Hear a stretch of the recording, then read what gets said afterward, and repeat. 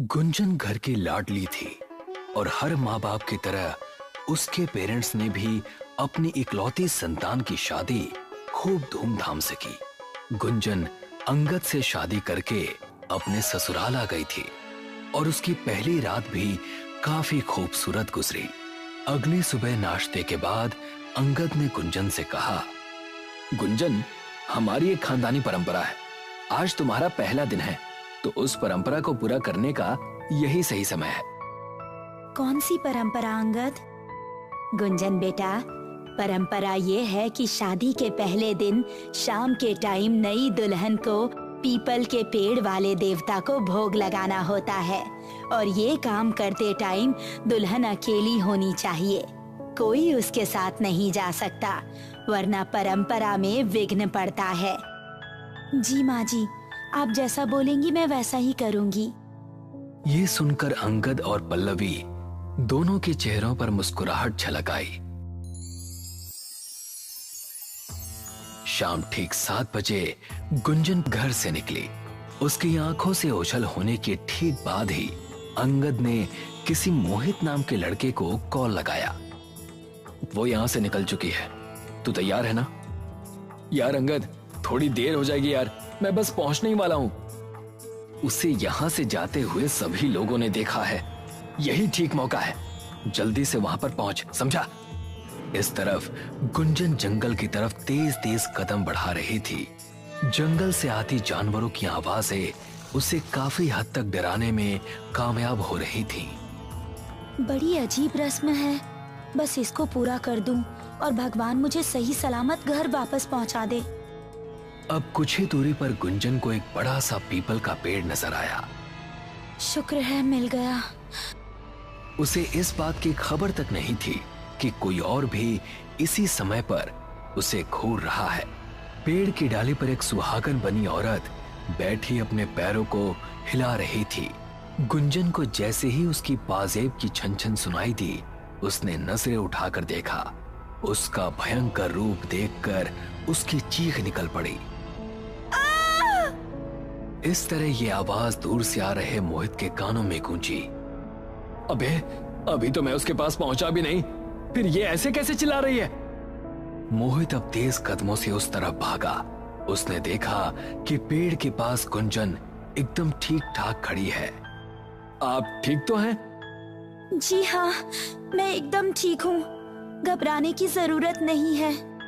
ऐसा कहकर गुंजन मुस्कुराती हुई वहां से चल दी।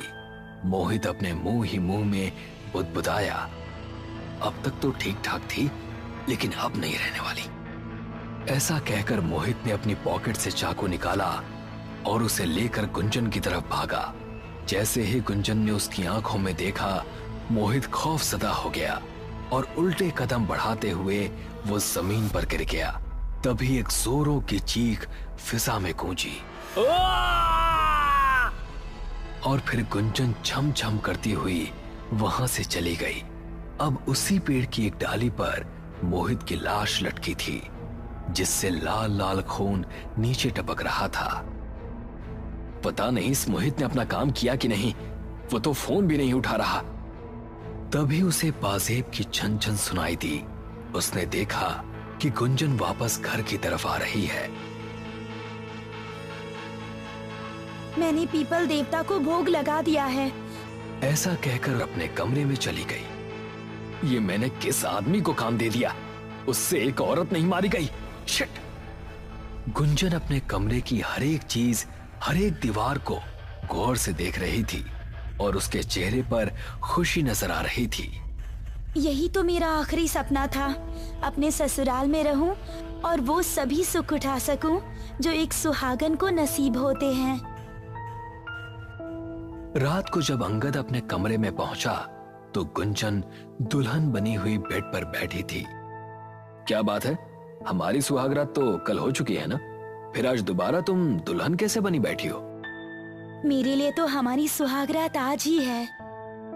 सुबह के टाइम गुंजन और अंगद अभी सो ही रहे थे कि जोर जोर से अंगद की बहन सृष्टि दरवाजा पीटने लगी। ये सुनकर वो दोनों ही उठ गए और गुंजन ने दरवाजा खोला। भाभी, आपको जरा भी तमीज नहीं है, कि जॉइंट फैमिली में कैसे रहा जाता है। क्या हुआ सृष्टि? जॉइंट फैमिली में इस टाइम बहुएं नाश्ता बनाना शुरू कर देती हैं और आप तो अभी तक गधे बेचकर सो रही हैं। ये सुनकर गुंजन चुपचाप किचन में चली गई। भैया, आपके उस किलर से तो कुछ नहीं हुआ। मैं सोच रही हूँ इसको किचन के अंदर ही खत्म कर दूं। सबको यही लगेगा कि किचन में काम करते समय जलकर मर गई। ये सही आइडिया है। मैं अकेले ही इसको ठिकाने लगा दूंगी। राजेश, पल्लवी और अंगद तीनों घर से बाहर निकल गए। अब सृष्टि किचन की तरफ चली गई। वहां जाकर उसने देखा कि गैस पर रखी कढ़ाई में तेल खौल रहा है। वो दबे पांव गुंजन के पीछे गई और एक ही झटके में उसने गुंजन की चुटियां पकड़कर उसका मुंह खौलते हुए तेल में दे दिया। गुंजन कढ़ाई से अपना मुंह निकालने की कोशिश कर रही थी, लेकिन सृष्टि ने पूरी ताकत से उसकी चोटी पकड़ी हुई थी। अब आएगा तुझे मजा। अब तू खत्म हो जाएगी और तेरे सारे दहेज और जेवरों पर हमारा हक हो जाएगा। कुछ ही देर में गुंजन ने छटपटाना बंद कर दिया। अब सृष्टि ने उसे छोड़ दिया और गुंजन ने अपना मुंह कढ़ाई से निकाला। ये कैसे हुआ? सृष्टि ने देखा कि गुंजन का मुंह पूरी तरह सलामत है और उसके चेहरे से उबलता हुआ तेल टपक रहा है, लेकिन वो उसको जरा भी नुकसान नहीं पहुंचा पा रहा। तुम लोग दहेज के लालच में बहू को घर लाए थे ना? अब देख ये बहू कैसे तुझे माला माल करती है। ऐसा कहकर उसका मुंह कढ़ाई में दे दिया।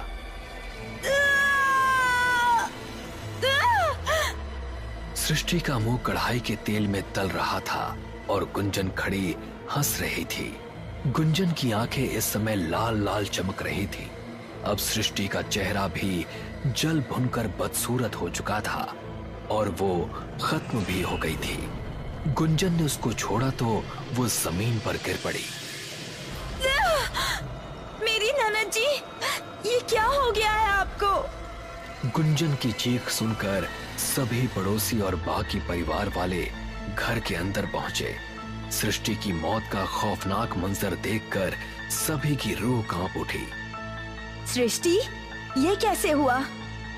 ननद जी से मैं कह रही थी कि ये काम मैं कर लूंगी।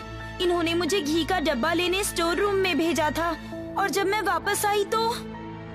ये कहकर गुंजन फूट फूट कर रोने लगी, लेकिन अंगद और उसके माँ बाप को गुंजन पर भरोसा नहीं हो रहा था। अब इसी तरह दिन गुजरे, हफ्ते बीते और अब पूर्णमासी की रात आ गई। आज गुंजन ने अंगद को जल्द ही कमरे में बुला लिया और फिर उसे सुलाकर कमरे से बाहर निकली। अपने कमरे में पल्लवी अभी भी गुंजन को मारने के बारे में ही सोच रही थी। पता नहीं क्या खाकर आई है ये, कमबख्त मरती ही नहीं। तभी उसे बाहर का मेन डोर खुलने की आवाज आई।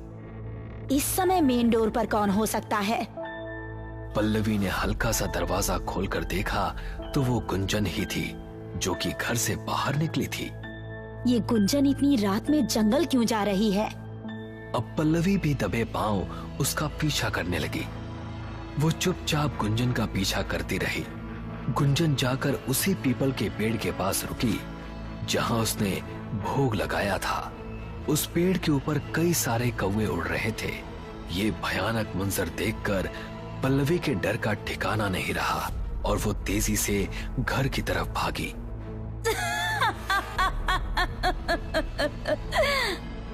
पल्लवी भागी भागी अपने घर पहुंची। वो सीधा अपने कमरे में गई और बेड पर ढेर हो गई और पल्लवी को बहुत तेज बुखार हो गया था। सुबह पल्लवी को डॉक्टर देखने के लिए आया, लेकिन इस समय गुंजन उसके सामने थी तो वो चुप ही रही। राजेश और अंगद पहली बार पल्लवी को इतना डरा हुआ देख रहे थे, इसीलिए वो हैरान थे। जब गुंजन नहाने के लिए बाथरूम में गई तो पल्लवी ने अंगद को सब कुछ बता दिया। माँ, ऐसा कैसे हो सकता है? गुंजन तो एक सीधी सादी लड़की थी, वो ऐसा कैसे कर सकती है? ये तो अब कोई तांत्रिक ही बता सकता है कि ये आखिर कौन है। अब अंगद ने राजेश को पल्लवी के पास छोड़ा और खुद एक तांत्रिक के पास पहुंचा। नए दुल्हन शादी के बाद 3 दिन के अंदर किसी पीपल के पेड़ के पास से गुजरी थी क्या? हाँ, शादी की दूसरी शाम वो जंगल गई थी। जरूर उस पेड़ पर कोई शंखचूड़नी बैठी होगी। शंखचूड़नी? ये क्या होती है? जिस लड़की की खास शादी के दिन अकाल मृत्यु हो जाती है, उसकी आत्मा शंखचूड़नी के रूप में पीपल के पेड़ के आसपास भटकती है। और अगर उनको कोई सुहागन लड़की दिख जाए तो वो उस लड़की को कैद करके उसका रूप लेकर उसके घर में शादीशुदा लड़की का सुख भोगने के लिए आ जाती हैं। इसका मतलब है कि वो मेरी बीवी नहीं, उसके रूप में कोई शंखचूड़नी है। तो असली गुंजन कहां पर होगी और मुझे इस शंखचूड़नी से छुटकारा कैसे मिलेगा? ये सुनकर बाबा ने बताया कि उसे आगे क्या करना है। रात के समय जब गुंजन सो रही थी, तब पल्लवी ने हल्दी की कुछ जड़ें आग पर सेक ली। जड़ों के जलने की वजह से एक धुआं निकलने लगा। उसके बाद पल्लवी ने उन जड़ों को एक प्लेट में रखा। फिर उसने उस प्लेट को अंगद को पकड़ा दिया। अब अंगद, पल्लवी और राजेश तीनों डरते डरते शंखचूड़नी के पास पहुंचे। अंगद ने प्लेट ठीक उसकी नाक के पास लाकर पकड़े रखी। उन जड़ों से निकलते धुएं से वो अचानक से जाग उठी और ना जाने कैसे उसके धुएं से वो डरने लगी। वो चीखती चिल्लाती पागलों की तरह घर से भाग निकली। अंगद भी हाथ में प्लेट लिए तेजी से उसके पीछे पीछे भाग रहा था। वो जंगल में उसी पेड़ के पास जाकर रुकी, लेकिन अंगद उसका पीछा नहीं छोड़ रहा था। आखिरकार शंखचूड़नी ने एक मंत्र पढ़ा और वो उस पेड़ के अंदर समा गई। तभी चारों तरफ धुआं ही धुआं फैल गया। कुछ देर ऐसे ही रहने के बाद जब धुआं खत्म हुआ तो अंगद को असली गुंजन पेड़ के पास खड़ी नजर आई। गुंजन, तुम ठीक हो? गुंजन ने डरते डरते अपनी आंखें खोली। अंगद, वो बहुत भयानक थी। उसने मुझे इस पेड़ के अंदर कैद करके रखा था। मुझे डर था कि कहीं वो आपको और माँ को कोई नुकसान न पहुंचा दे। भगवान का शुक्र है कि आप ठीक हो। गुंजन के मुंह से ये शब्द सुनकर अंगद और पल्लवी को अपने ही नाम पर शर्म आने लगी और उसे मारने का प्लान उन्होंने हमेशा के लिए छोड़ दिया। इसी तरह की और भी शानदार कहानियाँ सुनने के लिए हमारे चैनल को लाइक और सब्सक्राइब करना न भूलें। आपका समर्थन हमें ऐसी और रोचक वीडियो बनाने के लिए प्रेरित करता है।